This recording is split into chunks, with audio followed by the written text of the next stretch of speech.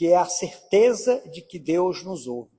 O versículo 14, nós encontramos a seguinte expressão: Ele nos ouve. Aqui está a segurança do crente. Nós não oramos para um Deus morto. Nós não oramos para um Deus surdo, para um Deus que não vê, para um Deus que não sente, para um Deus que não age. O nosso Deus, Ele ouve, o nosso Deus, Ele está atento às nossas orações, e esta é uma segurança, irmãos, muito consoladora para todos nós. O nosso Deus não é um Deus indiferente, é um Deus que se volta para o seu servo, é um Deus que Ele se inclina em favor daquele que procura Ele. Ele ouve com atenção e cuidado. Então o nosso Deus, Ele está muito interessado em atender os nossos pedidos. Ouvir implica que Ele não só escuta, mas Ele também considera uma resposta. Deus, Ele nos ouve, e isso é segurança para o crente. Muitas vezes em nossas orações ficamos acanhados, ou acanhados de pedir, porque a gente pede tantas coisas, às vezes acanhado até de confessar algo para Deus, e às vezes até tímidos, né? E constrangidos diante de Deus em nossas orações. Por que às vezes nos sentimos assim? Porque nós sabemos que Ele está ouvindo. Mas não só nesse aspecto negativo, mas também no aspecto positivo.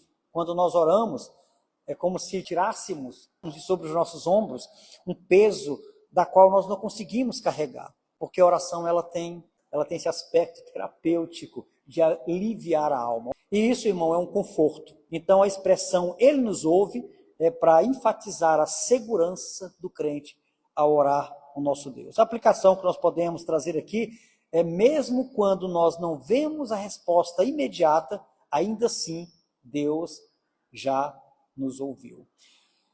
Quando nós lemos o livro de Apocalipse, nós vamos encontrar de que diante de Deus existe um altar cheio das orações dos santos. São as nossas orações.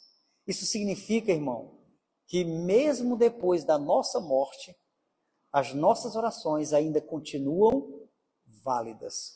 Possivelmente, muitos filhos foram abençoados através das orações dos seus pais, da sua mãe, do seu pai, mesmo depois que eles morreram. Possivelmente, algumas pessoas receberam bênçãos, mesmo depois da morte daquela pessoa que orou por você durante muitos anos, durante muito tempo.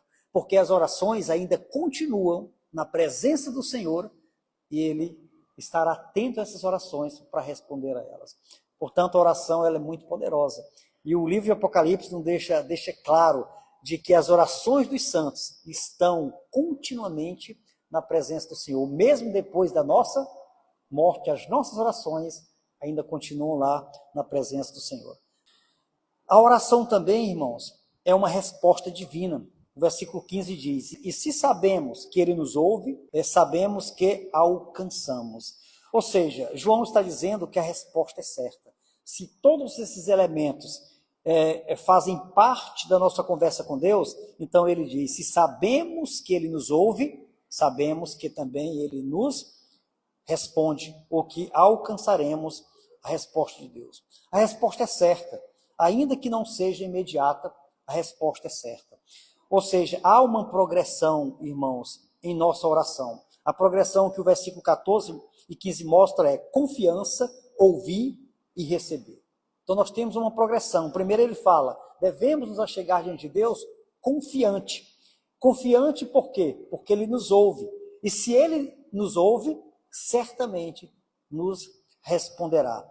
Portanto, Deus responde: sim, não, espere. Nunca há um silêncio sepulcral, sempre haverá uma resposta. Eu posso pensar aqui a oração de Paulo. Ele ora para que o espinho na carne fosse retirado. E Deus diz: não, você vai continuar doente e vai morrer doente, porque é exatamente doente que você vai me glorificar. Pensar na oração de Gideão. Gideão, ele ora para que Deus pudesse dar a ele um sinal para saber se realmente a missão que ele estava recebendo vinha do Senhor. Naquela mesma noite, a oração foi respondida. Quando nós oramos, sempre deve estar alinhada a vontade perfeita de Deus. E muitas vezes nós oramos para saber se é a vontade de Deus certas coisas que nós já sabemos que não é. Por exemplo, de uma jovem crente que namora ou começa a namorar um rapaz descrente, ou um rapaz descrente que começa a namorar uma moça descrente. Já é bíblico, já está lá. Diz que não há comunhão entre a luz e as trevas, não tem como o santo se associar com o não santo, não tem como haver uma sociedade entre o filho de Deus e o que não é filho. Então não precisa mais orar, porque já sabemos que a vontade de Deus não é esta. Podemos pensar em alguém que está à procura de um emprego, e de repente ele conseguiu um emprego em um barzinho, que vende bebida alcoólica, vende cerveja, vende cachaça, vende uísque, e ele conseguiu um emprego, que é digno um emprego, mas ele conseguiu nesse ambiente. Será se esse ambiente é um ambiente saudável para um crente estar trabalhando, um filho de Deus? Não vou orar para saber se é saudável trabalhar num ambiente como este. Certamente a resposta já está nas Escrituras. A Bíblia diz que devemos fugir da aparência do mal. Orações que certamente não estão dentro da vontade de Deus. A fé não está no resultado visível, mas a fé está na certeza do agir de Deus. Muitas vezes a gente não consegue ver imediatamente e às vezes não consegue nem ver como Deus estará agindo em nosso favor de forma material. Mas a certeza é que Deus continua agindo. A oração não é o meio para conseguirmos tudo que queremos, mas um privilégio de nos relacionarmos com Deus e com confiança. As orações bíblicas nunca estão dentro do campo daquilo que eu quero, mas está sempre dentro do campo da necessidade. Deus, ele não deixa faltar nada que é necessário para a nossa sobrevivência, para a nossa saúde, para a nossa proteção, cuidado. Ele não deixa faltar absolutamente nada. É tanto que quando os discípulos estão inquietos sobre o que comer, o que vestir e o que beber, Cristo ele diz, não fiquem ansiosos, não fiquem inquietos com o dia do amanhã, o que comer, o que vestir, o que beber. O que importa é que neste dia, Deus está suprindo todas essas necessidades. Aí ele fala sobre os pássaros que não plantam, não colhem, não fazem nada disso. Ele vai dizer, olha, não falta absolutamente nada para eles. E vai até dizer que nem Salomão, em toda a sua glória, usufrui das benesses que aqueles pássaros, aquelas aves, desfrutavam na presença de Deus. Olha, se Deus cuida de uma ave, quanto mais vós, homens de pequena fé. Portanto, irmãos, o amor que Deus tem por nós é um amor especial. É diferente do amor que ele tem por um pássaro, sente por um pássaro, sente por as plantas, o mar, é um amor especial. Por isso, precisamos confiar que Deus estará atento às nossas orações. Oremos com confiança, não com dúvida. Que possamos submeter os nossos pedidos à vontade de Deus. Confie na resposta, mesmo quando ela não for imediata, ou como você, ou como eu esperamos.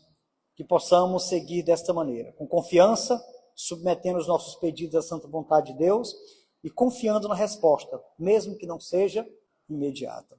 Viver assim é um desafio, como eu tenho dito, viu? E ser crente é um grande desafio.